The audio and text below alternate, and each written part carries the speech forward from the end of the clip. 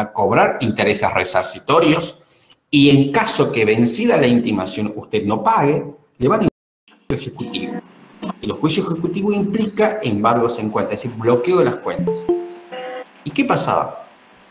Todas las veces le decíamos eso a nuestros clientes. Y resulta que después salen moratorias, leyes de blanqueo, moratorias, donde los contribuyentes que no pagan los impuestos se ven ampliamente beneficiados en desmero de los contribuyentes cumplidores. Entonces ahí es donde vienen los clientes y me dice, contador, usted me dice que cumple con mis obligaciones formales, que sea prolijo, pero sin embargo, estas normativas o estas moratorias ampliadas benefician al contribuyente incumplidor. ¿Me explico? Entonces, esa es la molestia de muchos contribuyentes que cumplen con sus obligaciones formales en desmero de aquellos contribuyentes que no lo pueden hacer. Ahora, otra cosa es analizar por qué el contribuyente que teniendo la obligación de pagar el impuesto no paga. Puede ser porque no quiere, desvía los recursos para otras actividades o inclusive puede ser que el contribuyente tenga otra fuente, otras posibilidades de inversión que le genera mayor rendimiento que el interés que paga por las obligaciones incumplidas, ¿sí? ¿Me explico? Es decir, que el interés que paga al organismo recaudador es más bajo que el dinero que obtiene colocando ese dinero de tributos en otras actividades lucrativas. ¿Me explico? Bueno, eso es otro tema. ¿Por qué el contribuyente no paga? Sin embargo, como le decía, se aprueban leyes como esta, la moratoria, que fue ampliada por la ley 27662, para seducir, si se quiere, a los contribuyentes incumplidores y que tienen deuda, a que ingresen, a que paguen con ciertos beneficios. Ahora, desde el punto de vista de esta ampliatoria, entiendo que esta moratoria se ha visto ampliada por la situación económica atípica que está viviendo el mundo por lo que es la pandemia. Muchos contribuyentes han dejado de tener ingresos, se han visto obligados a cerrar sus actividades y no pueden hacer frente a sus obligaciones. Entonces, lo que hizo esta moratoria es ampliar los periodos para que el contribuyente pueda incorporar la deuda que no pudo ser incorporada en la anterior. Ahora, como les dije, trata de ser un taller práctico y más que nada del día a día de la vida profesional, cómo es lo que nosotros llevamos. Vienen los clientes a nuestro estudio y me dicen, contador, la moratoria, según he escuchado, he visto, tiene muy buenos beneficios, pero inclusive el organismo recaudador mismo la está vendiendo la moratoria a través de llamados a los clientes cuando detecta que tienen deudas y llaman a los clientes, a los contribuyentes del lado de la administración y a nuestros clientes del lado del organismo, del lado de nuestro estudio, invitando a que se adhieran a estas moratorias. Pero bueno, como te decía, nosotros tenemos que asesorar, si estamos del lado del contribuyente, desde el punto de vista de cuáles son las consecuencias jurídicas y tributarias de entrar a una moratoria. Y por otra parte, también tenemos que asesorar no solo desde el aspecto tributario, sino también desde el aspecto financiero. La moratoria, muchos de los clientes dicen, mire, contador, tenemos cuotas hasta 120 cuotas, 48 cuotas, 96 cuotas, que le parece bastante largo el plazo y atractivo. Tenemos una tasa de interés del 2% mensual, que también parece atractiva, una tasa que está muy por debajo de la tasa de interés resarcitorio que actualmente está cobrando el organismo recaudador, pero tenemos que decirle a nuestros clientes que una vez que entremos a una moratoria, tiene que hacer frente a las amortizaciones, es decir, a los pagos mensuales. Ahora, el cliente tiene la capacidad de hacer frente a esos flujos de efectivo en esta situación de pandemia. Es decir, que analizar, repito, en una moratoria, no es solo analizar el aspecto legal de la moratoria, sino también analizar en un contexto macroeconómico en donde se encuentra la economía y nuestros clientes. ¿Sí? Como les decía, muchas veces dicen la tasa es muy baja, la tasa puede ser un 1%, pero si la cuota que le da a pagar está por encima de sus posibilidades, entonces tampoco le va a servir la moratoria porque no va a poder hacer frente. Y no solo eso, le decía que desde el punto de vista jurídico, cuando un contribuyente adhiere a una moratoria, se incorpora a una moratoria y posteriormente no puede hacer frente al pago de las obligaciones, esto tiene un efecto jurídico. Y la ley de procedimiento tributario, no sé si los que están presentes ya han visto lo que es el procedimiento tributario, puedo decir que existe lo que se llama la interrupción de la prescripción, que opera a favor del fisco. Si un contribuyente adhiere a una moratoria, que no es otra cosa que un plan de pago, hace un reconocimiento expreso de las obligaciones, inmediatamente queda interrumpido el curso de la prescripción y vuelve a reiniciar. Es decir, el organismo recaudador vuelve a tener 5 años para volver a exigir el pago de impuestos. ¿Sí? Ahora, ¿por qué le comento esto? Porque yo me puedo ver tentado por la tasa de interés, me puedo ver tentado por la cantidad de cuotas que tiene esta moratoria, pero si después no he visto la amortización que hay que realizar mes a mes, si mi cliente en esta situación de pandemia no tiene los ingresos para hacer frente a este pago, va a caer el plan de pago, es decir, va a caducar, pero no así el reconocimiento. El reconocimiento ya está. ¿Qué quiere decir? Que le ha dado al organismo recaudador 5 años más para que pueda cobrar las deudas. ¿Me explico? Entonces, quería hacer por eso este análisis previo, que generalmente yo vi varios cursos de esta moratoria, que se refieren más que nada a la cuestión técnica de la moratoria en sí, pero muy poco, casi ninguno, analiza desde el punto de vista de las consecuencias macroeconómicas que estamos atravesando en nuestro país. ¿Sí? Entonces, esas son las consecuencias. Hay que tener en cuenta cuáles son los efectos financieros y los efectos jurídicos de incorporarse a una moratoria. Hoy, muchos de los clientes, por lo menos de lo que nosotros tenemos en nuestro estudio, no pueden hacer frente a una amortización de 20.000, 15.000 pesos. La verdad, no pueden hacer frente a una cuota de 15.000 pesos. ¿Por qué?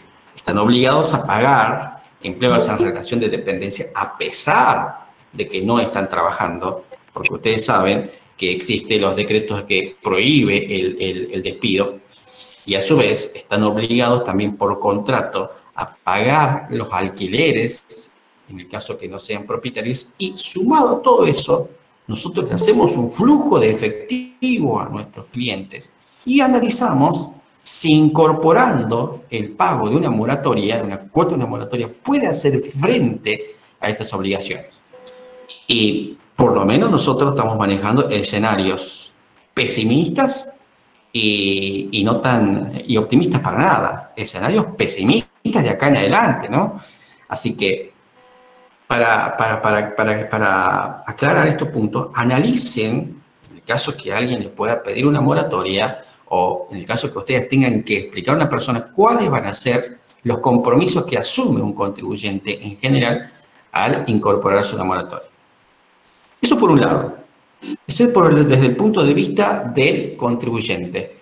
Ahora, desde el punto de vista de la administración, ¿por qué la administración generalmente emite este tipo de normativas? A ver, ¿por qué la administración emite? A ver, voy a poner la cámara, no sé si cuántos chicos están, no sé si me pueden ver. ¿Por qué la administración desde este punto de vista emite o saca este tipo de legislación ampliando moratorias?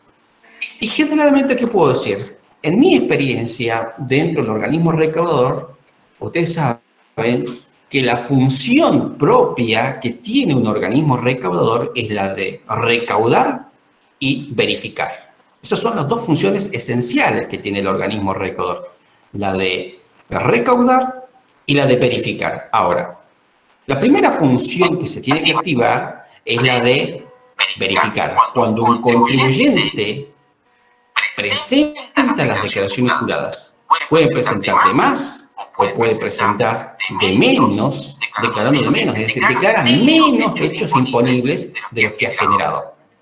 Y ahí es donde viene la función que se llama la función de fiscalización, que toda administración tributaria u organismo recaudador tiene la función de verificar y fiscalizar. Es decir, que el contribuyente presente las declaraciones juradas y quien en la declaración jurada declare los hechos imponibles en su totalidad, todo lo que ha generado. ¿Sí? Y ahí termina la función de fiscalización en general. Luego, presentado la declaración jurada, o realizado un procedimiento de determinación cuando el contribuyente no presenta la declaración jurada o cuando el contribuyente ha presentado de menos, se exterioriza cuánto es la deuda que el contribuyente tiene que pagar. Ahora, esa deuda es deuda devengada, que en los sistemas de los organismos recaudadores va a figurar que cierta cantidad de contribuyentes han cumplido con su deber formal, es decir, han presentado las declaraciones juradas, pero no han hecho lo propio con el pago del impuesto. De tal manera que ahí se activa lo que es la función de recaudación. La función de recaudación lo que tiene que hacer es recaudar el tributo. Entra a ver en pantalla y tiene, por ejemplo, una cantidad de contribuyentes en sus distintas categorías y sus distintos regímenes que deben una cantidad de impuestos por pago no realizados. Entonces tiene dos opciones el organismo recaudador ante esta situación. En mi experiencia, como les decía, cuando entro a la administración tenemos una cantidad de deuda devengada, que el contribuyente mismo ha declarado pero que no ha hecho el pago. Esto tiene una serie de requisitos. Tiene un requisito y de ese requisito tiene que cumplir otros requisitos. ¿Qué más? Ahora, una vez que he verificado que mi cliente puede ser persona humana, asociación y visa, paso al siguiente control. Ahora, siempre que cumpla concurrentemente. Cuando dice concurrentemente, quiere decir que cumpla todos los requisitos que voy a nombrar ahora, los dos. Cumpla concurrentemente. Que al día de entrada de vigencia de la ley, registren inscripción en alguno de los siguientes impuestos. ¿Sí? ¿Hay alguien que tiene el micrófono prendido, por favor? ¿Se lo puede apagar? Dice entonces, que al día de entrada en vigencia de la ley, registren inscripción en alguno de los siguientes impuestos. Dice alguno de los siguientes impuestos. Si es persona humana, puede estar inscrito en impuesto a las ganancias, puede estar inscrito en bienes personales, o puede ser un monotributista. ¿Lo ven? Que les decía hace un momento que el concepto de pequeño contribuyente es mucho más amplio que el monotributista. Inclusive está comprendido el monotributista dentro de pequeño contribuyente según esta ley de moratoria. ¿Sí? Ahora, ¿qué más? Tiene que ser persona humana, asociación y visa y estar inscrito en impuesto a las ganancias, en bienes personales o ser monotributista. Pero como dice concurrentemente, además tiene que cumplir el requisito número 2. Una vez que ya he sorteado estos controles, ¿qué hago? Vamos a ver el requisito número 2. Dice, habiendo registrado la condición de activo en alguno de los impuestos durante el año 2019, cumplan con la totalidad de las siguientes condiciones. Además de estar inscritos en estos, tienen que cumplir otras condiciones más. Fíjense que ahí puse, ¿qué pasa si es un contribuyente que esté inscrito en ganancias o en monotributo? Para esos dos sujetos, los requisitos son los mismos. Dice, 1. Para impuesto a las ganancias o régimen simplificado para pequeños contribuyentes. ¿Qué es lo que tienen que tener estos sujetos? Tienen que registrar ingresos que no superen el monto equivalente a los ingresos brutos máximos para la categoría K del monotributo. Voy a cambiar de color para que ustedes puedan ver, no sé si se ve. Tengo un poco... Voy a poner en negro. Ahí está. Entonces, ¿cuáles son para los responsables monotributistas o para los sujetos que están inscritos en el impuesto a las ganancias? Tienen que tener ingresos brutos máximos declarados declarados en el año 2019 hasta 1.726.599,88 centavos. Esto es la categoría K, la máxima categoría, la categoría K declarada para el año 2019, ¿sí? Hasta ese monto. Si supero ese monto de ingresos brutos declarados, no puedo ser no puede entrar a la moratoria. ¿Sí? Ahora, la pregunta es, ¿cómo, de dónde saco ese monto? ¿Cómo hago para verificar o para declarar ese monto? ¿Cuál es la información que tengo? Si el contribuyente que estoy por adherir es un contribuyente persona humana y a su vez está inscrito en el impuesto a las ganancias, el dato del ingreso lo voy a tomar, dice, de ingresos grabados y exentos. Acá fíjense que acá agregó exentos. No solo entran los grabados, sino también los exentos, pero no dijo los computados, los no computables, que son cosas totalmente distintas a los grabados y los exentos, ¿no? Acá dijo únicamente los ingresos grabados y exentos. No dijo nada respecto a los no computables. Como no dijo nada, en mi caso yo entiendo que no irían los ingresos no computables, ¿sí? El impuesto a las ganancias. Dice, consignados en la declaración jurada del impuesto a las ganancias correspondientes al periodo 2019. Obviamente, si yo quiero entrar a la moratoria de una persona humana con respecto al impuesto a las ganancias, ya tengo que tener presentada la declaración jurada de impuesto a las ganancias, ¿sí? Por el periodo fiscal 2019 que ya venció. Es decir, tengo que hacer una tarea previa a entrar a analizar si este contribuyente puede o no entrar a la moratoria. Resulta que cumple con los parámetros, pero no tengo presentada la declaración jurada de ganancias periodo 2019. Ahora, ¿qué pasa si el contribuyente no está obligado, es persona humana, pero que no tiene que presentar declaración jurada? Como por ejemplo, recuerden que acá está el punto número 1, el monotributista. ¿Cómo calcula el monotributista? Me dice, en caso de no corresponder la presentación de declaración jurada, como por ejemplo el monotributista que no tiene que presentar declaración jurada de ganancia, indicada en el punto anterior, la sumatoria de los ingresos que se conformará según se detalla a continuación. Si es monotributista, es decir, se tiene el régimen simplificado, los ingresos brutos máximos de la categoría del régimen simplificado para pequeños contribuyentes del año 2019. Es decir, sumo todos los ingresos que tuvo este contribuyente. Si no ha superado el parámetro para la categoría K del año 2019, puedo decir que puede encuadrar, ¿sí? Ahora, ¿qué pasa con otro sujeto que es persona humana, que está inscrito en el impuesto a las ganancias, pero que no está obligado a presentar declaración jurada? Por favor, si alguien que tiene micrófono, si lo puede desactivar. Ahora, ¿cuál es el caso del sujeto que es persona humana, que está inscrito en el impuesto a las ganancias, pero que no está obligado a presentar la declaración jurada? Generalmente son aquellos contribuyentes en relación de dependencia que no superan el monto para obligarlos a presentar declaración jurada, ¿sí? ¿De dónde voy a sacar entonces el valor? Esta resolución me dice que será la sumatoria de la remuneración informada en las declaraciones juradas determinativas de aportes y contribuciones con destino a la seguridad social, es decir, el F931, que presenta el empleador. Todo por los periodos fiscales 2019, ¿sí? Supongamos que ustedes tienen un contribuyente que debe alguno de los impuestos, pero no está inscrito ni en monotributo, pero sí es persona humana y está inscrito en impuesto a las ganancias.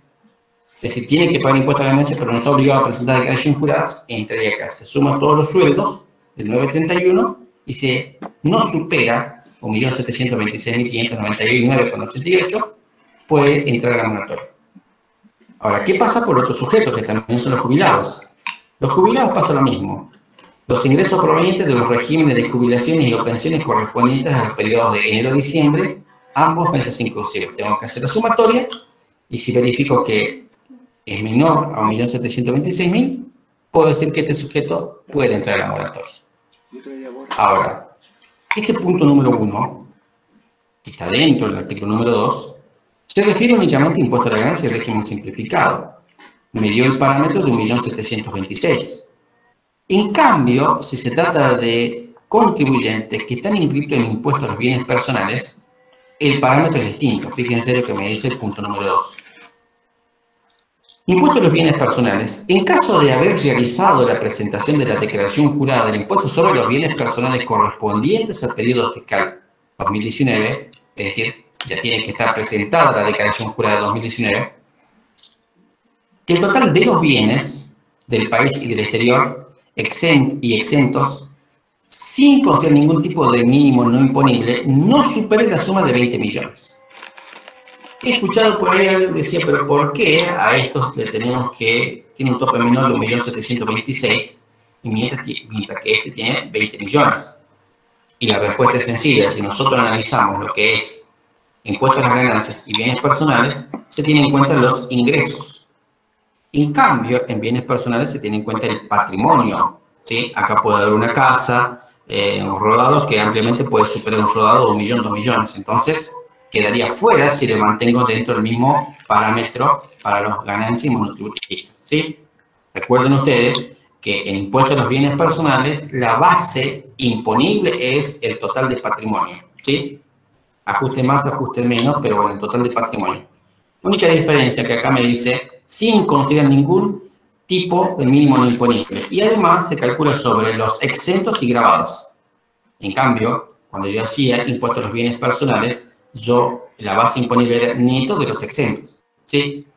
De tal manera que si tomo la declaración jurada de bienes personales, tendré que hacer un trabajo de esa declaración jurada, ajustes en más, es decir, cargar los ingresos declarados exentos y devolver también el mínimo no imponible. Si no supera los 20 millones, puede ser sujeto que puede entrar a la moratoria. Si supera los 20 millones, no puede entrar a la moratoria. ¿Sí? ¿Qué más tenemos? Será condición excluyente para aquellos contribuyentes que registren inscripción. Si son de impuestos a las ganancias y bienes personales, solamente estos dos, ¿qué es lo que tienen que tener? Además, deben concurrentemente haber presentado la declaración jurada correspondiente al periodo 2019, eso, como les decía, cae en maduro porque de ahí voy a tomar los datos, y no tener la quit inactiva, es decir, no estar bloqueada la quit. Hoy ustedes saben que la quit se puede bloquear por varios motivos, por no contestar los requerimientos, por no tener, sobre todo, esa es una de las principales, por no contestar los requerimientos, o la otra es por no tener domicilio fiscal actualizado. ¿Sí? Esas son generalmente las más básicas que le sucede al contribuyente. Tengo que tener entonces, si se trata de estos sujetos, bienes personales o impuestos a las ganancias que paguen esos impuestos, presentar las declaraciones juradas y, como dice concurrentemente, no tengo que tener bloqueada la quit. Así que si verifican en uno de sus clientes, ven que tiene bloqueada la quit, cuanto antes desbloqueen. ¿Sí? Contesten los requerimientos o averigüen cuál es el motivo. Pero a su vez, dice, si no tiene bloqueada la quit, hay que hacer otro examen. Por eso dice que es una conjunción, disculpe, o limitada por inclusión en la base de contribuyentes no confiables, la conocida base APOC. Es decir, si mi contribuyente, además de tener presentada la declaración jurada, verifico que tiene la quit activa. Luego tengo que entrar a la página de AFIP, en donde está la base APOC, cargar el quit de mi cliente y verificar si se encuentra o no se encuentra. Ahora, no hay forma, generalmente no hay forma no me pide un certificado la página diciendo que usted no se encuentra. Debería hacer un print de pantalla para tener prueba de que al momento que solicité la adhesión, por lo menos mi cliente no estaba en la base APOC, ¿sí?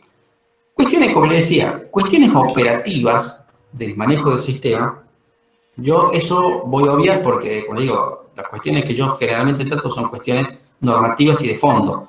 Cuestiones operativas del sistema, si se presenta un TXT, esas cuestiones yo no las doy, porque de hecho en mi estudio yo no lo realizo, eso tengo generalmente otras personas más jóvenes que se encargan de hacer eso, ¿sí? Por eso le digo, la base APOC tendrá que entrar al sistema, creo que la aplicación, no sé si se llamará base APOC, pero sé que tiene que cargar el quit, y ahí me va a informar si este contribuyente es dudoso o no, confiable o no confiable. Si cumplo con esos requisitos, recién, fíjense todo el control que estoy haciendo, recién puedo decir que este contribuyente puede ser sujeto para adherirse a la moratoria, ¿sí? Ahora, esta parte que habla y me dice cómo es el sistema, dónde llego, esta está en la resolución. Yo prácticamente, como me dije, he copiado. Pero bueno, lo voy a leer. Fíjense. Los sujetos que cumplan con las condiciones previstas en este inciso serán caracterizados en el sistema registral como pequeños contribuyentes. Fíjense que todo lo que acabo de decir, que tengo que presentar el certificado PYME. ¿Qué más? Que tengo que ser persona humana o sucesión indivisa. A su vez, tengo que estar inscrito en cualquiera de estos impuestos. Si es persona humana y monotributo, que no supere 1.700.000. Si es impuesto a las ganancias, si es impuesto a los bienes personales, que no supere los 20 millones. A su vez, que tenga presentadas las declaraciones juradas. Que la CUIT no esté inactiva.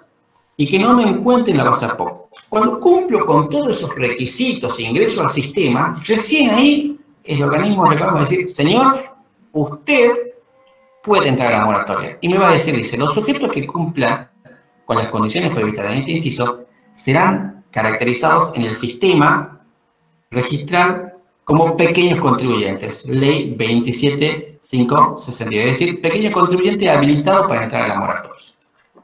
Ahora viene un problema. ¿Qué sucede si yo reúno todos los requisitos que me dice la normativa, pero el organismo recaudador no me emite nunca el certificado de pequeño contribuyente, a pesar de que cumplí con los requisitos? ¿Puedo hacer un reclamo? ¿Cómo es el procedimiento? Me dice, dicha caracterización será considerada a los efectos de la adhesión a los planes de facilidades de pago previstos en la norma, en forma previa a la verificación de la condición de micro, pequeña y mediana empresa que podrían revestir en los términos de ley. ¿Qué más? Los contribuyentes responsables que no resulten caracterizados, es decir, no es que me lo rechazaron, no puede ser que me lo rechazaron, que no resulten caracterizados con los pequeños contribuyentes, fíjense que si ustedes están haciendo una moratoria y resulta que fueron rechazados, es decir, no fueron caracterizados como pequeños contribuyentes, tendrán que hacer de nuevo el ejercicio de repasar punto por punto si cumple o no con los requisitos. Puede ser que me haya pasado algo, ¿sí? Ahora, si considero que cumplo con los requisitos y que el rechazo es injusto, improcedente, se abre la vía administrativa para un reclamo. Dice entonces, los contribuyentes y o responsables que no resulten caracterizados como pequeños contribuyentes conforme a lo dispuesto en los párrafos anteriores y consideren que cumplen los requisitos previstos al efecto, podrán acreditar la condición mediante el servicio fiscal denominado presentaciones digitales. Ahí tendrán que agregar toda la documentación obrante que tienen para decir, en base a esta información, cargué los datos. ¿Sí? Por eso dice, podrán acreditar la condición mediante el servicio fiscal denominado presentaciones digitales, implementado por la resolución, esta nueva resolución. Seleccionan el trámite pequeños contribuyentes. ¿Estamos? Hasta ahí lo que es, bueno, dice la caracterización, debiendo aportar la documentación de respaldo que resulte pertinente. La dependencia interviniente de este organismo efectuará las verificaciones correspondientes a fin de registrar dicha condición en caso que corresponda. Ahora, ¿qué sucede? ¿Qué sucede si el organismo recaudador, a pesar de que yo presenté toda la documentación y me lo ha denegado, la ley no dice nada? Esta resolución tampoco no dice nada. Entonces no me queda otra, supongamos que tengo un cliente, que es mi PYME, que cumple con los requisitos según la normativa mandé y me lo ha rechazado, ¿qué tengo que decir? Tendría que presentar algunos de los recursos, porque me está limitando a entrar a la moratoria que considero que son beneficiosos para mi cliente. Y el recurso, ustedes recordarán, el recurso es del 74 del decreto reglamentario de la Ley de Procedimiento Tributario. Es un recurso residual, ¿sí? Pero bueno, como le digo, este tema de procedimiento, pero para que ustedes entiendan. Si me lo rechaza y ustedes persisten que el contribuyente tiene que cumple con los requisitos, deberá el organismo recaudador analizar y si rechaza, presentar algunos de los recursos. ¿Estamos? Esos son, como les dije, los dos principales sujetos. Después tengo acá sujeto, que es la persona humana y sucesión indivisa. Fíjense que anteriormente, cuando analizaba lo que era pequeño contribuyente, entraba la persona humana y la sucesión indivisa. Pero la diferencia en esto que es que esta persona humana y sucesión indivisa tenga activos financieros en el exterior. Es lo que le decía, muy pocos clientes, por lo menos acá, tenemos de que tengan activos financieros en el exterior. Generalmente son contribuyentes de otro poder adquisitivo. ¿Sí? No me ha tocado, por lo menos, atender este tipo de clientes. Pero bueno, Esto, como les decía, yo lo voy a obviar, es sencillo. Acá habla del mercado de valor, etcétera. No sé si habrá clientes, pero bueno, después de todas maneras lo puedo dejar, ¿sí? Yo por el tiempo, creo que tengo hasta las 9:30 un poco pasadas, voy a hablar las características en general. Después tengo también las personas jurídicas, que no sea pyme ni ente sin fin de lucro, lo mismo que el anterior. Esto sí, ¿cuál es la deuda a incluir? Que esta es la parte más importante que nos consultan.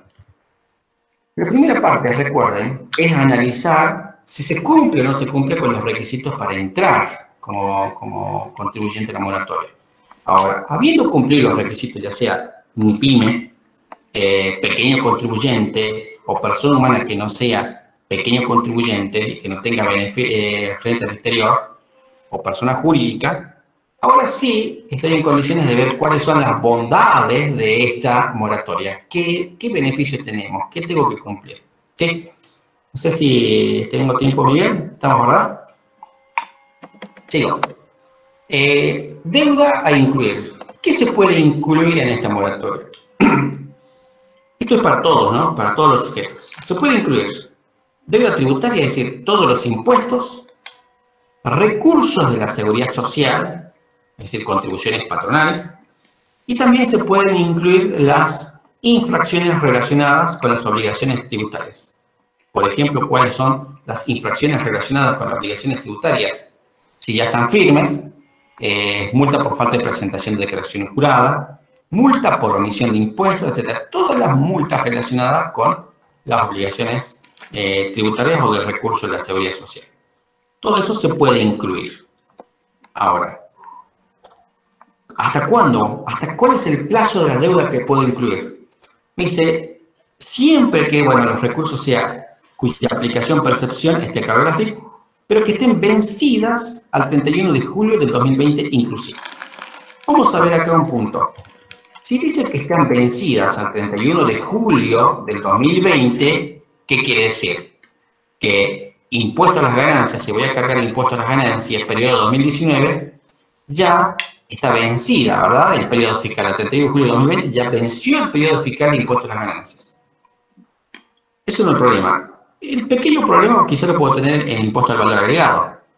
Fíjense que dice, vencidas al 31 de julio del 2019, la declaración jurada de impuesto al valor agregado entraría únicamente hasta el periodo junio del 2020, porque la declaración jurada vence en julio del 2020. ¿Me explico? Entonces, en impuesto a las ganancias, entra por el periodo fiscal del 2020. En cambio, en el IVA, por el periodo, recuerden que IVA es un periodo fiscal mensual, periodo fiscal junio del 2020, ¿sí? Porque junio venció en julio. ¿Y qué pasa con el monotributo? Ustedes recuerden que el monotributo es de pago adelantado, es decir, se paga el mes que estoy cursando. Entonces, ahí puede entrar, respecto del régimen simplificado, por el periodo julio 2020. ¿Sí? Ahí tenemos, bueno, acá lo mismo que impuestos a los bienes personales también sería periodo fiscal 2019. ¿Sí? Tengan en cuenta esto. Junio para impuesto al valor agregado y monotributista julio, por la fecha de vencimiento de cada uno de los periodos. ¿Qué más me dice la ley? ¿Qué más se puede incorporar a la moratoria?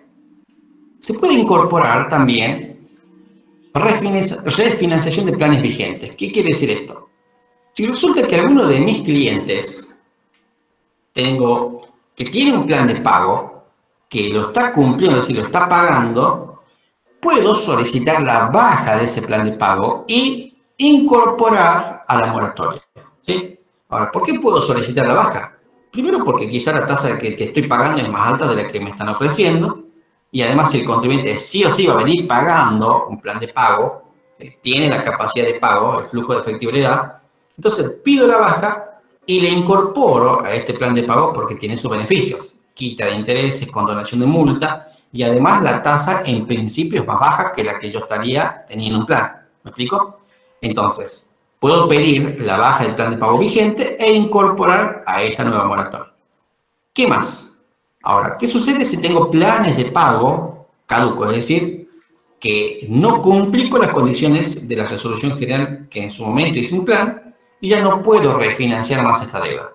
La moratoria me dice, si tiene planes de pago caducos, que no pudo volver a hacer un plan de pago, puede incorporar la moratoria, ¿sí? Entonces, ahí está.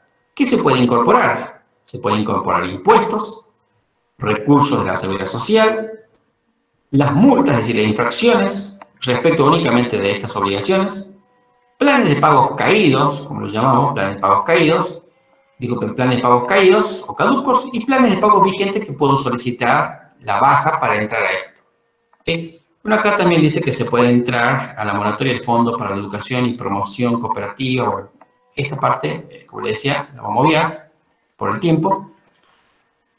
Ahora, ¿cuáles son los beneficios? Y acá lo que le quiero mostrar. Que los beneficios, como le dije, que parece atractivo en principio para los contribuyentes, que hay reducción de intereses, reducción de multa, etc. Vamos a ver cuáles son los beneficios. Primer beneficio dice, se establecen los siguientes exenciones y condonaciones. Respecto a multas y sanciones previstas. Es decir que si un contribuyente tiene multas y sanciones, fíjense que acá dice multas y sanciones, son dos cosas totalmente distintas, ¿no? Multa, por ejemplo, puede ser una multa pecuniaria, es decir, falta de presentación de declaración jurada, 200 pesos persona humana, 400 pesos persona jurídica, multa por omisión de pago de impuestos. ¿Me explico? Y cambio de sanciones puede ser, por ejemplo, una sanción de clausura que todavía no se ha hecho efectiva, sanciones de bloqueo de autorización para funcionar, etc. A eso se refiere a sanciones que no son las pecuniarias, ¿sí? Que generalmente se pueden presentar en las otras leyes que no son la ley de procedimientos tributarios. Pero me dice entonces que se van a dar la exención y la condenación de multas y sanciones, repito, son dos cosas totalmente distintas, que están en la Ley de Procedimiento Tributario o en la Ley de Caja Nacional de Previsión, Cajas de Subsidio de Asignaciones Familiares y Código de Enero. Generalmente nos interesa a nosotros esta, ¿sí? Falta por la Ley 11.083, que es la que más utilizamos nosotros. Ahora, fíjense que no cualquier multa. Dice que no se encuentren firmes a la fecha de acogimiento del régimen de regularización. ¿Por qué es importante tener en cuenta esto? Muchos están contentos, dicen, tengo un montón de multas, entro en la moratoria y todas las multas van a desaparecer así por arte de magia. No, las multas no tienen que estar firmes, dice que no se encuentren firmes a la fecha del acogimiento de la regulación. Pero inmediatamente nos preguntamos, ¿qué se entiende por multa firme? ¿Cuándo una multa está firme? Bueno, estas son cuestiones de procedimiento tributario, pero que la resolución general dice algunos conceptos, pero la ley de procedimiento tributario es la más clara. Dice la resolución esta, me va a decir cuándo se entiende por multa firme. Dice, a los fines de lo dispuesto en el artículo 10, inciso B, bueno, de qué se entiende por multa firme, dice, se entenderá que la causa posee sentencia firme cuando se halle consentida o pasada en autoridad de cosa juzgada. ¿Qué quiere decir consentida? Cuando el contribuyente se allanó, no presentó ningún recurso, ¿sí? Aceptó la multa que le aplicaron. Ese es consentida. O, es decir, después que le hicieron un sumario para aplicar una multa, el contribuyente aceptó, se allanó, ahí está consentida.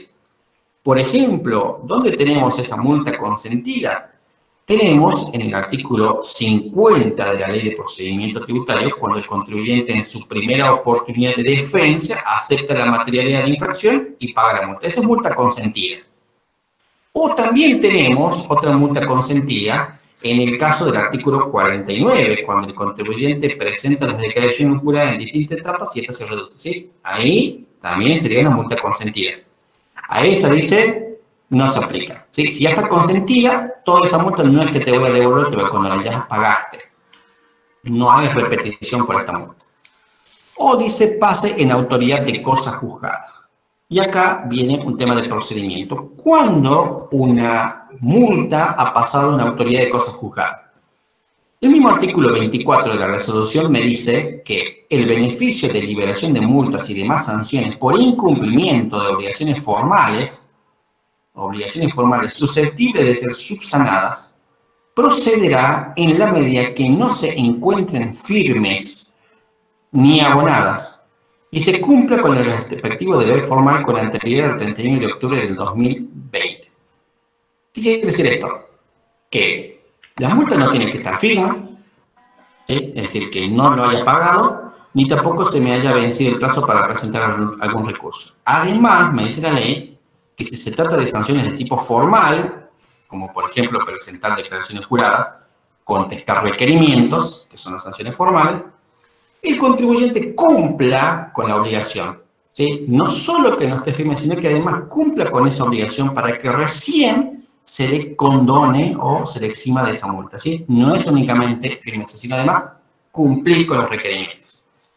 Muchos clientes tienen la quit bloqueada porque no cumplieron con el requerimiento de contestar los requerimientos de inspecciones. Entonces, ¿qué es lo que tengo que hacer? Primero, contestar los requerimientos para que me levanten el quit. Y segundo, cumplir con el requerimiento. Y recién, en el caso de que me quisieran aplicar una multa, esta va a quedar eximida, ¿sí? Porque todavía no está firme. ¿Sí? Supongamos que no me hicieron ni sumario o no me aplicaron resolución. Pero le decía, en materia de procedimiento, ¿cuándo una multa se considera firme? El artículo 79 de la Ley de Procedimiento Tributario me va a decir que cuando una multa se considera firme. Y me dice, si en el término señalado en el artículo 76, si usted recuerda, en procedimiento tributario, la Ley 11.683 habla del recurso de reconsideración y del recurso de apelación ante el tribunal, y me dice que el contribuyente tiene 15 días hábiles administrativos, plazo perentorio, para presentar alguno de estos recursos. Si vencido ese plazo de 15 días y no presenta recurso, ahí dice la resolución, dice la ley, se considera firme la multa. Dice entonces, si en el término señalado del artículo 76 no se interpusiese alguno de los recursos autorizados, las resoluciones se tendrán por firmes. Y en el mismo caso pasarán en la autoridad de cosa juzgada las resoluciones sobre multas y reclamos por repetición de impuestos. ¿Lo ven? Habla lo mismo que hablaba acá. ¿Por qué es importante esto? Muchos, por ejemplo, colegas consultan y dicen, sí, la multa que tengo, me figura a mí un sumario instruido, me llegó un sumario hace mucho, es más, puedo verlo en eVentanilla, están todos PDF, pero yo no sé si está firme o no está firme, me dicen. ¿Cómo hago para ver? Primero tendré que tomar vista del expediente y ver si ya está la resolución. Pero ustedes tienen que saber, en materia de procedimiento, que si a un contribuyente le iniciaron un sumario administrativo, supongamos el año pasado en octubre, ¿sí? Y yo no sé si todavía tengo multa o no tengo multa, porque no me figura en el sistema, solamente me figura la instrucción sumarial. ¿Qué tengo que decir? Desde el momento que me iniciaron el sumario administrativo, en los términos del artículo 70 y 71 de la Ley de Procedimiento Tributario, yo tenía 15 días hábiles administrativos para presentar mi descargo. Si no presenté mi descargo en ese plazo, el organismo recaudador ha continuado el trámite administrativo en rebeldía, es decir, en rebeldía por parte del contribuyente, y lo más probable es que ya tenga resolución. ¿Sí? En el expediente ya está la resolución. Es decir, que ya esa multa ya está firme, pasado en la autoridad de cosa juzgada material, porque no presenté ningún recurso del 76. ¿Me explico? Entonces, ojo en el momento que voy a asesorar y vender al cliente que hay multas que usted se va a evitar. No, hay que ver si está firme o no está firme. ¿Está? ¿Qué más tenemos? ¿Qué otro beneficio tenemos según esta ley? Reducción de multas, y después me dice el inciso B que se va a reducir, dice, del 100% de los intereses resarcitorios y punitorios previstos en la Ley de Procedimiento Tributario. ¿Sobre qué? Sobre el pago de autónomos, ¿sí? Esto es importante porque si ustedes tienen clientes que pagan el régimen de autónomo, ustedes saben que si un contribuyente debe desde el año 2018 hasta la fecha, el régimen de autónomo se calcula, se actualiza primero, es decir, se toman los valores de hoy y se multiplica por la cantidad de meses que tengo hacia atrás. No se toman los valores viejos. Así es el régimen de autónomos. Y sobre ese valor actualizado aplico el interés. ¿Sí? Aplico el interés de tal manera que se me hace una deuda casi, no sé si impagable, pero es bastante grande la deuda. Entonces acá es importante. Ahí sí, si yo tendría contribuyentes que tienen autónomo, ahí yo tomaría la opción porque por lo menos me evito el interés. No voy a poder evitar la actualización porque eso viene por ley, pero sí me puedo evitar el interés. ¿Explico? Dice el 100% de los intereses de los contribuyentes autónomos. ¿Qué más tenemos acá? Dice, de los intereses resarcitorios y punitorios previstos en el artículo 37, 52 y 168 de la Ley de Procedimiento Tributario, de los intereses, bueno, ¿qué también vamos a eximir? O sea, ¿qué más van a eximir? Me dice, bueno, los intereses punitorios y los resarcitorios sobre las multas. Fíjense que, si ustedes recuerdan, en materia de procedimiento tributario, que el interés punitorio y el resarcitorio, disculpen, se aplica sobre obligaciones tributarias, no se aplica sobre las multas, ¿sí? Porque el 37 dice sobre el impuesto no pagado. En cambio, el interés punitorio sí se aplica sobre las multas, porque si me iniciaron un juicio ejecutivo por multas, desde la fecha de la iniciación del juicio ejecutivo empieza a correr el interés punitorio. Entonces acá lo que me dice es que también me van a condonar o me van a eximir los intereses resarcitorios y punitorios sobre multas y tributos aduaneros. ¿Explico? Esto es lo importante. No sé si también tendrán contribuyentes aduaneros, en mi caso no tenemos, pero bueno, esto es lo que se va a eximir. Ahora, y acá, esta es la aclaración que le quería decir. ¿Cómo se va a eximir? Yo le quiero hacer una comparación con respecto a lo que ustedes tienen actualmente en la provincia. Dice acá, voy a leer lo que dice la ley de primero y después voy a pasar a lo que dice la ley nacional. Disculpen, la ley nacional primero y después la provincia. Dice, si el contribuyente, ya sea PYME o todo lo que tiene PYME, pequeño contribuyente, cumple con todos los requisitos que habíamos mencionado y además desea incorporar, por ejemplo, periodos fiscales 2013, se va a condonar el 75% del capital adeudado, es decir, un valor del 75% del capital adeudado. ¿Me explico? No es el capital, sino los intereses relacionados con eso. Vuelvo a explicar de nuevo. Dice, si por el periodo fiscal 2013, si un contribuyente desea regularizar impuestos a las ganancias 2013, incorpora al plan de pago, se le va a condonar el 75% del capital adeudado. Es decir, al capital adeudado calculo el 75% y si ese 75% es lo que se va a condonar de intereses. Vamos a hacer un pequeño ejemplo cortito. Este es el capital adeudado. Supongamos el capital adeudado es de 100.000 pesos. ¿Sí? Ahora, a eso le multiplico el 0,75, resulta que me da 75.000 pesos. Es decir, que los intereses que me van a condonar únicamente es 75.000 pesos. Es decir, el interés condonado va a depender del capital, es variable. ¿Me explico? Ahora, quiero que noten algo. Para el año 2013, el condonación de intereses es el 75%. Y a medida que voy acercándome al ejercicio 2019 y 2020, ya va cayendo el interés, es decir, la tasa de condonación. ¿Por qué esto? Yo considero que esta moratoria, desde este punto de vista, así como está, es lo correcto. Más allá de que, primero, no debería haber moratoria porque debería haber ejecutado el organismo y no llegar a este stock de deuda. Pero bueno, superado eso, ya estamos en moratoria. ¿Qué tenemos que decir? Hagamos una moratoria, pero ¿cómo hacemos para atraer a los contribuyentes? Tiene que ser generosa, en principio, la reducción de intereses. Pero, ¿qué pasa? yo no podría darle un 75% o un 80% de condonación de intereses cuando el contribuyente presenta las declaraciones juradas del 2018 y 2019 recién la deuda. ¿Por qué les digo?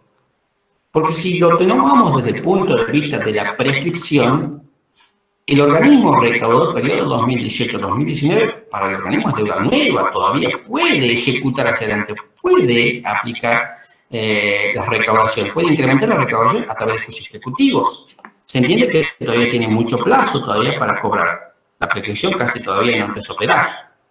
Entonces, le da un menos margen. En cambio, si el contribuyente regulariza periodos fiscales 2013 que está pronto a prescribir, lo atrae con un porcentaje superior del 75%. Esa es la tasa. ¿Me explico? Fíjense que acá hice un ejemplo. Acá, si analizamos la prescripción, solamente puse un pequeño cuadrito nada más. El plazo de la prescripción de las obligaciones tributarias, sin tener en cuenta las suspensiones operadas desde el año 2013 hasta la fecha.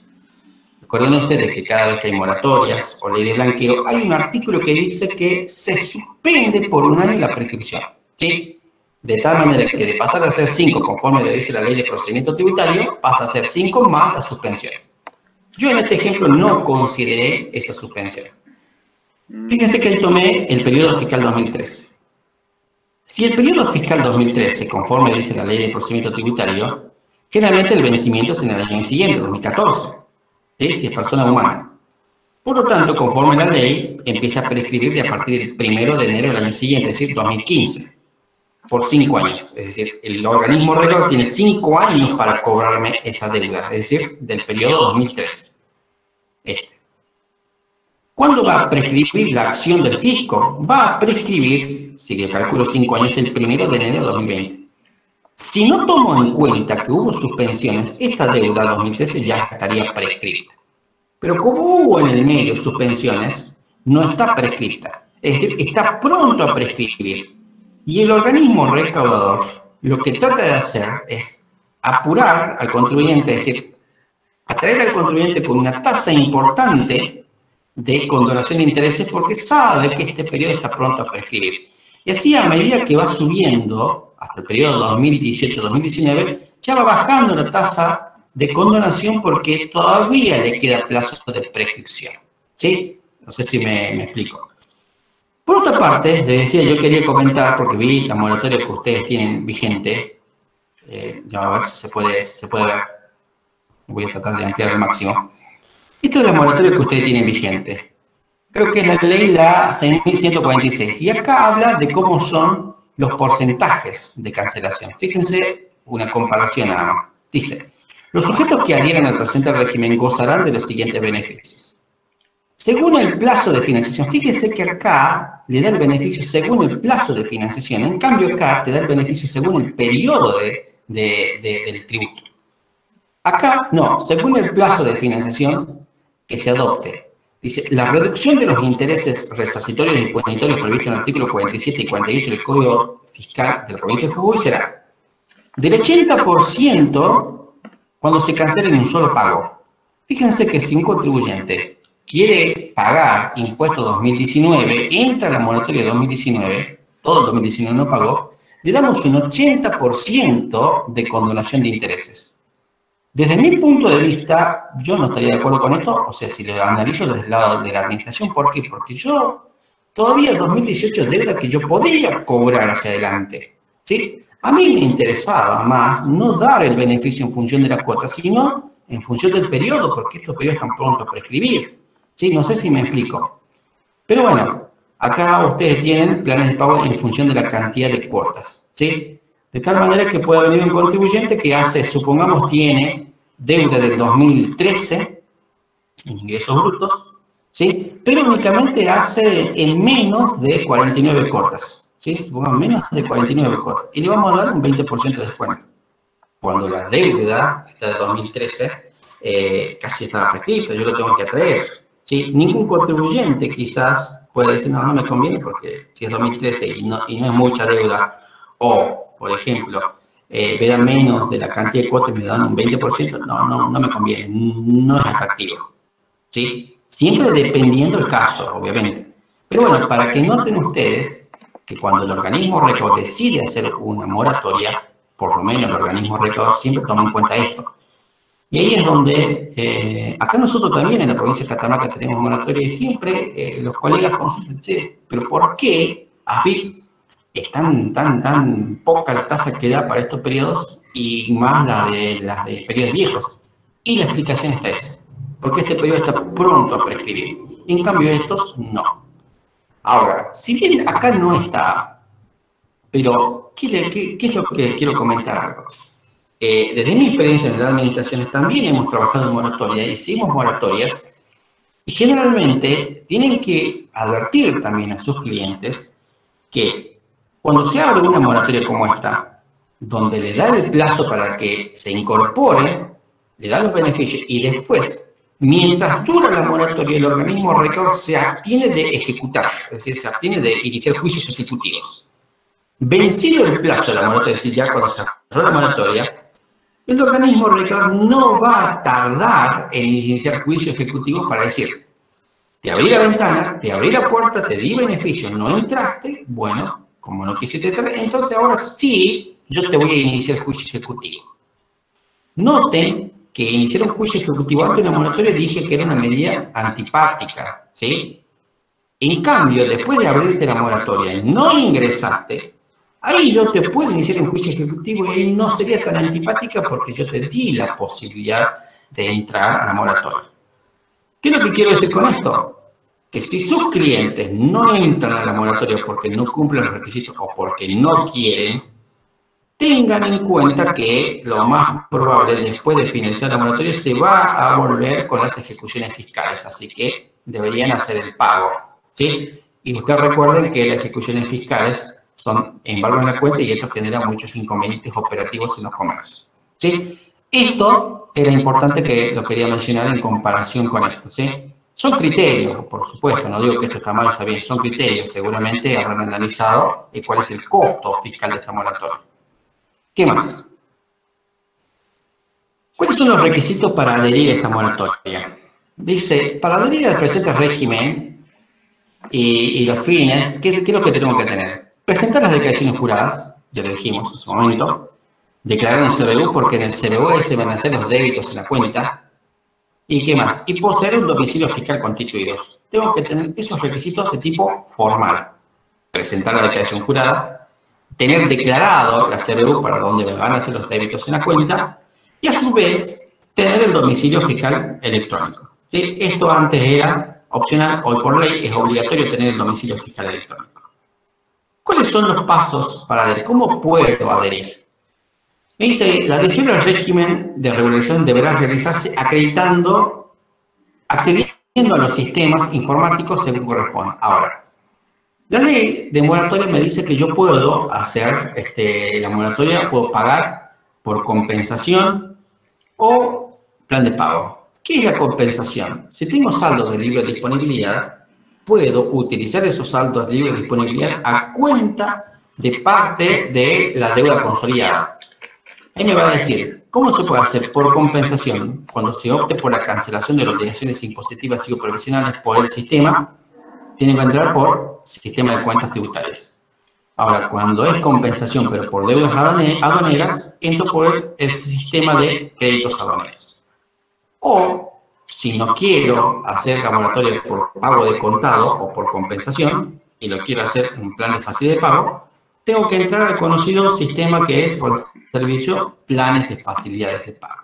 ¿Sí?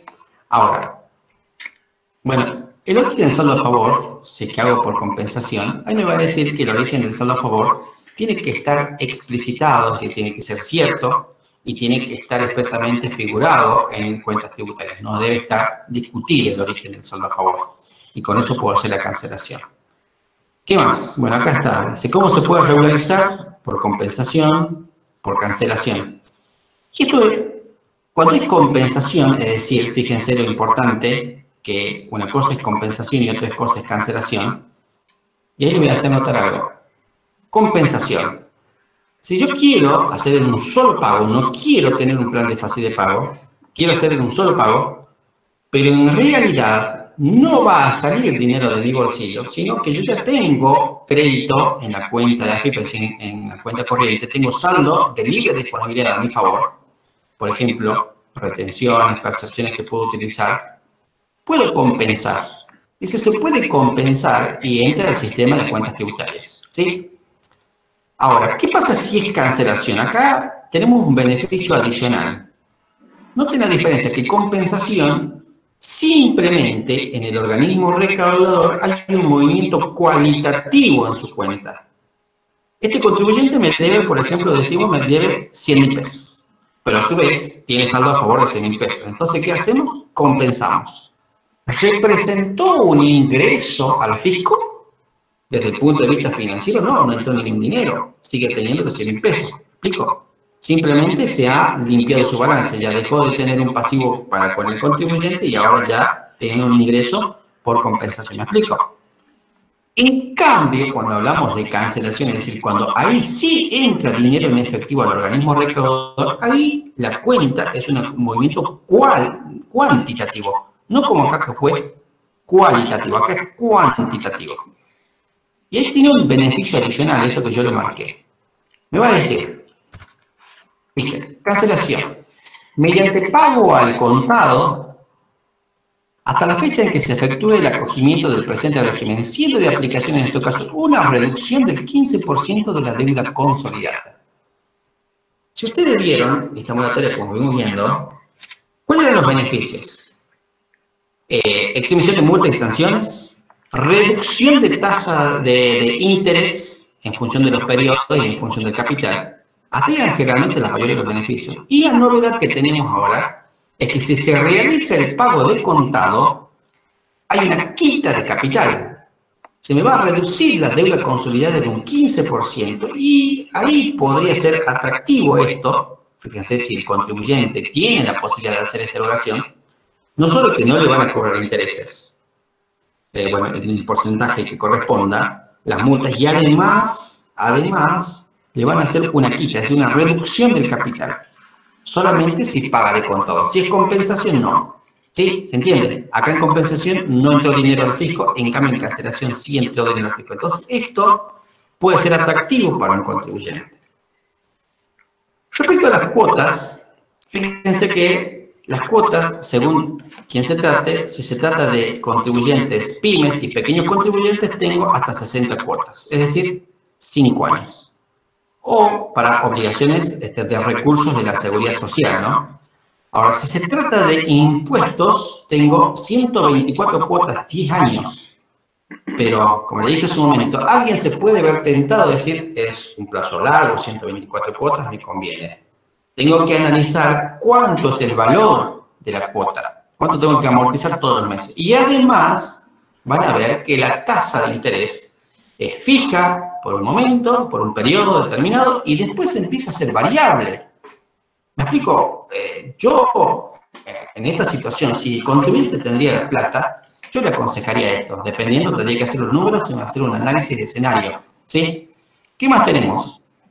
Cuando se trata de persona humana, asociación individual o persona jurídica, el plazo es de 48 cuotas para recursos de la seguridad social, pero acá baja, si se trata de impuestos, son 8 años. ¿Estamos? Hasta acá, este punto respecto a los plazos. ¿Por qué tenemos? Bueno, acá las características. Fíjense que me va a pedir que haga un pago mínimo en el caso de que haga un plan de pago. Dice, el contribuyente podrá optar por cancelar anticipadamente el plan de pago en las formas y condiciones que a tal efecto establezca la FIP. Imagínense que ustedes hayan hecho un plan de pago de 120 cuotas. Si resulta que estamos en el 2022 y la tasa de interés se está subiendo demasiado, entonces ustedes, ¿qué es lo que tienen que hacer? Recomiendan a su cliente, cancelemos la deuda, ¿sí? No evitemos la tasa de interés. La resolución general acá no lo cargué, pero es una fórmula de una anualidad, ¿sí? Actualizar los valores para adelante y me dice cuánto es el valor que tengo que pagar hoy. Eso nosotros ya lo estudiamos en una materia de la facultad, que es actualizar las rentas, ¿sí? Al tiempo de hoy. Eso es todo lo que me va a decir. Ahora, ¿qué otro requisito establece esta moratoria? Si será el requisito indispensable el pago para el acceso al plan, conforme se determine la normativa complementaria que dicte la FIP. La FIP dictó unos requisitos más. Es decir, que te va a pedir un pago mínimo. Muchas de las moratorias, generalmente adherir a la moratoria y recién al mes siguiente empieza a correr la cuota. Pero en esta moratoria te va a pedir un pago mínimo, ¿sí? Si ustedes lo analizan desde el punto de vista financiero, me conviene a mí pagar el mes siguiente, ¿sí? Por el valor tiempo del dinero. Pero acá, al hacer un pago mínimo, adelantado, me pago mínimo, ya tendría que calcular la tasa de interés. ¿Me explico? La tasa de interés me dice que es un 2%. Pero si me piden un adelanto, es decir, como cuota adelantada, un pago, ya la tasa de interés ya cambia, ¿no? En términos reales ya cambia. Así que yo tendría que hacer ese ejercicio e informar bien la tasa que me están cobrando. Dice entonces, características. Los planes de facilidad de pago reunirán las siguientes características. Únicamente deberán ingresar un pago a cuenta. Fíjense que cuando dice un pago a cuenta, ¿qué es si lo traducimos a conceptos financieros o de matemática financiera o cálculo financiero? Que yo había adherido a una moratoria, es decir, a un plan de pago con cuotas hacia el futuro, ¿sí? Cuotas vencidas a una determinada tasa. Pero ahora me están pidiendo una cuota adelantada, un pago mínimo, que no es otra cosa que una cuota adelantada. Esto, ¿qué es lo que provoca? Que la tasa de interés real que está cobrando se modifique, ya no es tan así como me lo está informando. Tendré que hacer el cálculo y sacar cuál es la verdadera tasa que me están cobrando. ¿Quiénes pueden tener pago a cuenta? No todos, me dice acá. Del 1% de la deuda consolidada. Fíjense que si una deuda consolidada, supongamos, es de, no sé, 75.000 pesos, el 1% representa 750 pesos. Bueno, en principio no sería mucho, ¿no? Pero por lo menos ya me va a modificar la tasa. Del 1% de la deuda consolidada. ¿Para quién? Para la pequeña y mediana empresa, tramo 1. Recuerden que habíamos visto anteriormente el tramo 1 y tramo 2 para las pequeñas. Del 2% del pago mínimo para las empresas tramo 2. Del 4% cuando se trata de contribuyentes incluidos en inciso B del artículo. Bueno, estos son los contribuyentes que son sujetos al exterior. Ahora, el plan de pago siempre tiene una cuota mínima. Cada vez que hacemos un plan de pago, una moratoria, establecemos un monto mínimo que tendrá que pagar el contribuyente. Y acá me dice, el pago a cuenta se calcula según la fórmula que se consigna en el micrositio. Bueno, ahí está cómo se calcula la fórmula. Es decir, el monto mínimo del componente capital del pago a cuenta será de 1.000 pesos. Es decir, no puede ser inferior a 1.000 pesos. Si resulta que yo tengo que calcular el 2% o el 1%, 2%, 4% y me da menos de 750 pesos, como hice hace un momento el ejercicio, no se puede. Tendré que pagar 1.000 pesos. ¿Sí? ¿Qué más me dice esta moratoria? Pero repito, estos son para los pequeñas y medianas empresas, pero tramo 2. ¿Qué más?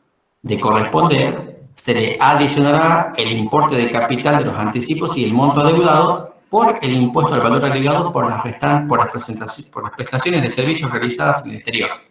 Bueno, estos son para los sujetos del exterior, como le dije. ¿Qué más tenemos? A ver, ya no sé si cómo estamos con el tiempo. ¿Está Miguel? Hola. Vamos. Hola. Hola. Sí, ¿vamos con el tiempo? Se van a hacer las 10, pero no sé, depende de vos. Hay preguntas también, si poder responderlas después o ahora, o cuando termine, o por el correo, como habías dicho. Bueno, voy a tratar de responder algunas preguntas y las otras las puedo responder. Bueno, como verán, yo quiero cortar acá, el material lo puedo dejar a disposición para que lo distribuya a Miguel. Acá ya me habla de las caducidades, pero voy a hacer una breve aclaración de las caducidades. Fíjense que las causales de caducidad es que cuando un contribuyente, como le decía hace un momento, cuando ustedes analizan incorporar una moratoria a un contribuyente, tienen que asegurarse de que este contribuyente va a pagar las cuotas, es decir, tienen que hacer un flujo de efectivo proyectado. ¿Qué sucede si el contribuyente no paga? Como le dije hace un momento, si yo ingreso a un contribuyente en una moratoria de acá en adelante y veo que el escenario económico no es bueno porque no va a poder cumplir con la cuota, la ley me dice que el plan va a caducar por falta de pago hasta 6 cuotas. No me dice si las cuotas son consecutivas o aleatorias. Acá puede ser consecutivas o aleatorias, ¿sí? Si cae, fíjense, si cae el plan de pago, ¿esto qué implica? caducidad del plan de pago y todo el interés resarcitorio, todas las multas y todo el 15%, supongamos el 15% del pago contado, todo el interés y todas las multas renacen, vuelven a ser. Es decir, vuelvo a tener esa deuda. Y no solo eso. ¿Sí? Eso desde el punto de vista financiero. Vuelvo a tener deuda. Se vuelve a calcular sobre toda esa deuda renacida todos los intereses.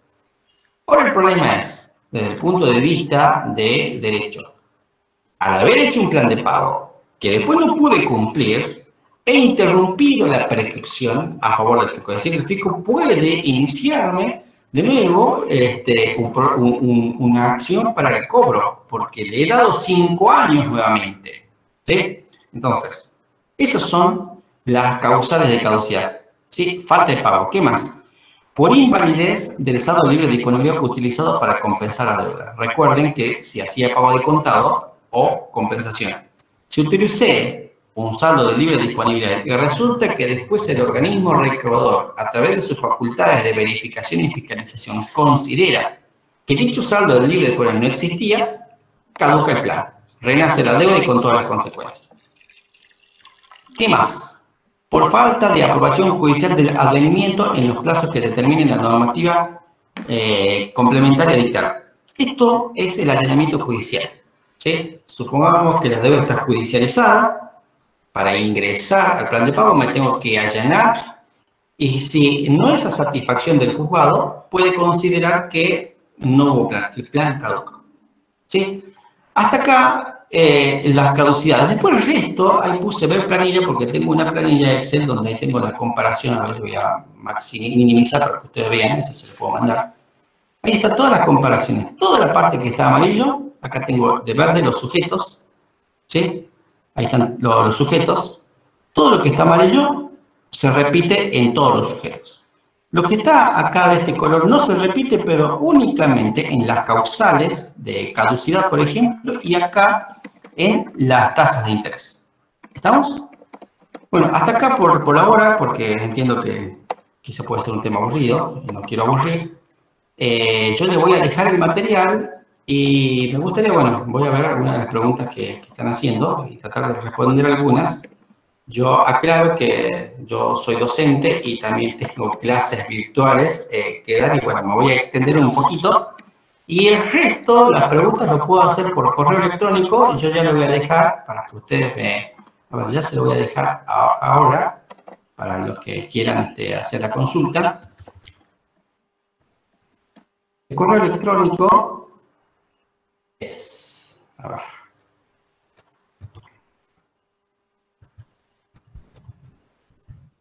este es el correo electrónico. ¿Qué lo pueden hacer? Si quieren material, lo puedo enviar. Y no solamente respondo las consultas de los cursos que doy, ¿no? Muchas veces alumnos o colegas consultan temas de materia de procedimiento, que es la especialidad que tengo. Así que si quieren hacer otro tipo de consulta, estoy a su disposición. No hay ningún problema, ¿sí? El correo es abogado.catamarca@gmail.com.ar, ¿sí? Bueno, vamos a ver las consultas. No sé si querés leerlo, Miguel, o querés que yo lo lea y voy respondiendo. Léelo vos si querés, amigo. No hay problema. No sé si tengo un montón de consultas. A ver. No sé si alguien quiere mejor por el micrófono, me parece mejor. Dale. ¿Sí? Primero quería saber si se entendió los temas que he dado. Quizás soy muy rápido, pero me interesa a mí que se entienda, que haya claridad en el tema, ¿sí? Me pueden decir sin ningún problema. Sí, buenas noches. Mi consulta es, usted se refirió que podía ingresar la declaración jurada de ganancia del periodo 2019 porque había vencido hasta el 31 de julio, pero las declaraciones juradas vencieron en agosto. ¿Será posible igual incluirlas? O sea, claro, porque exactamente, desde ese punto de vista viene la pregunta, porque las declaraciones juradas hubo prórrogas de vencimiento nosotros hicimos consultas y entendemos que al haberse prorrogado los vencimientos para la presentación de declaración jurada, cuando la ley te dice a la fecha de vencimiento al 31 de julio de 2020, si tenemos en cuenta los primeros vencimientos, yo considero que sí se puede incorporar la deuda. Inclusive, fíjate que la misma resolución se está refiriendo a periodos fiscales 2019, ¿sí? Y entra impuesto a la ganancia 2019, a pesar de que todavía la fecha de vencimiento sea posterior a las obligaciones que me dice la resolución general, que es el 31 de julio de 2020. ¿Sí? Bueno, muchas gracias. Perfecto. ¿Se entendió eso? A ver, estoy tratando de ver. No sé si se entendió la parte. Como le digo, yo trato de darle un enfoque más de procedimiento y un enfoque más integral desde el punto de vista de la administración y desde el punto de vista del contribuyente. No tanto desde el punto de vista de los sistemas, ¿sí? Yo les recomiendo que cuando analicen una moratoria tengan en cuenta eso y asesoren de la mejor manera a sus clientes en el sentido de si van a poder hacer frente al pago de la deuda. Porque después, ustedes saben las consecuencias que es el de la prescripción, ¿sí? Y por otra parte, si el contribuyente no entra en la moratoria, tengan, no sé si por seguro, pero tengan en cuenta que el organismo rector podría iniciar juicios ejecutivos hacia adelante. A ver, hay una consulta que no tiene micrófono, pero la consulta es de cuál era. En el caso del contribuyente que solo tienen deuda de intereses de autónomos, los mismos serán condonados automáticamente. Fíjense que acá, esa es una buena pregunta, yo no la había comentado anteriormente. Cuando me dice qué deudas puedo incorporar, ¿se acuerdan que ahí veíamos cuáles eran las deudas que podía incorporar? Únicamente me dice la ley que puede incorporar tributos, recursos de la seguridad social y las infracciones relacionadas con las obligaciones anteriores. Si nosotros vemos, no solo tenemos esas deudas, hay veces que un contribuyente ha pagado solamente el capital y no ha hecho lo propio con el interés resarcitorio. El interés resarcitorio desprendido del principal, es decir, de su capital, creo que no estoy compartiendo pantalla, pero bueno, ya voy a compartir de nuevo, que el interés resarcitorio desprendido de su capital, fíjense ahí decía, que las deudas a incluir son las tributarias, los recursos de la seguridad social y las infracciones relacionadas con obligaciones anteriores. Acá en ninguna parte habla de intereses resarcitorios. Ahora, ¿cómo puede haber intereses resarcitorios? Y es lo que le decía. Cuando un contribuyente únicamente decide pagar el capital y no hace lo propio con el interés resarcitorio, el interés resarcitorio, desprendido del principal, es decir, del capital, ¿qué es lo que hace? Se vuelve capital y sobre este interés resarcitorio ya llamado capitalizado, se calculan intereses resarcitorios. ¿Me explico? Ahora, ¿puedo entrar a la moratoria el interés capitalizado? Es el que acabo de decir.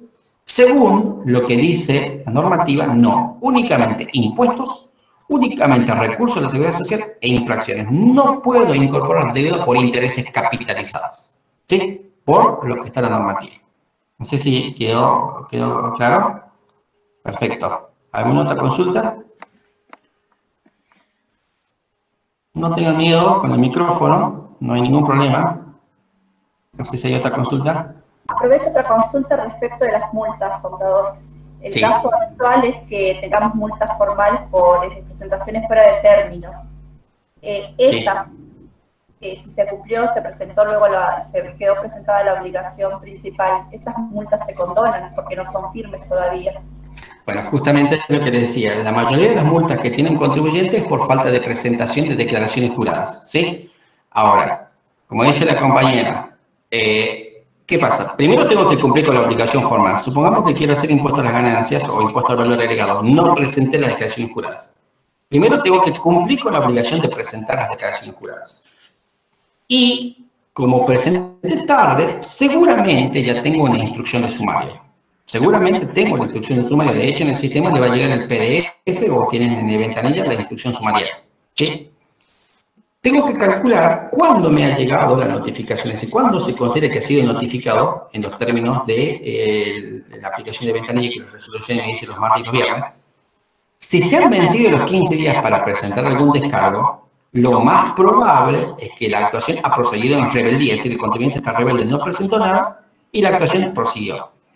Lo más probable es que ya tenga resolución de multa, ya tenga multa firme, ¿sí? Puede ser que tenga resolución, que todavía no ha vencido el plazo para presentar recurso, o puede ser que tenga resolución y además ya ha vencido el plazo para presentar recurso.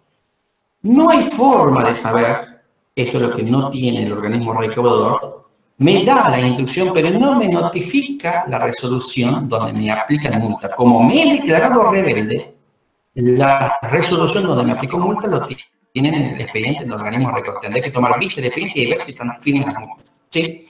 Como le digo, no hay forma de ver si ya se ha vencido, si ya pasó los 15 días o no ha pasado, ¿sí? Por eso mi recomendación es, verifico si ya tengo la intimación. Si tengo la intimación, debería hacer un Excel, por ejemplo, hacer un cálculo manual de si ya han pasado los 15 días.